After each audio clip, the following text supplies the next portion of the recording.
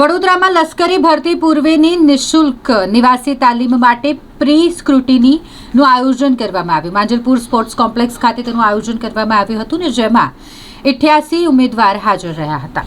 મદદનીશ નિયામક વડોદરા દ્વારા સંરક્ષણ દળોની ભરતી માટે આવનારી લેખિત અને શારીરિક પરીક્ષાની પૂર્વ તૈયારી સ્વરૂપે દર વર્ષે 90 ઉમેદવારો માટે નિઃશુલ્ક નિવાસી તાલીમ આપવામાં આવે છે.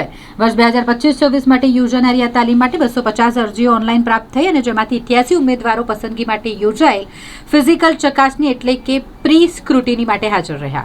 તેનું આયોજન માંજલપુર સ્પોર્ટ્સ કોમ્પ્લેક્સ ખાતે કરવામાં આવ્યું હતું. ચકાસણી દરમિયાન 88 ઉમેદવારો હાજર રહ્યા, જેમાંથી સામાન્ય બક્ષીપંચ અને અન્ય પછાત વર્ગના 70 તેમજ અનુસૂચિત જાતિના 18 ઉમેદવારોનો સમાવેશ થાય છે. આ પસંદગી પછી વડોદરા શહેર અને ગ્રામ્ય વિસ્તારોના વધુને વધુ યુવાનો લશ્કરી, એરફોર્સ અને અન્ય સંરક્ષણ દળોમાં ભરતીની તકો મેળવી શકે તે હેતુથી ત્રિદિવસીય નિઃશુલ્ક નિવાસી તાલીમ આપવામાં આવશે.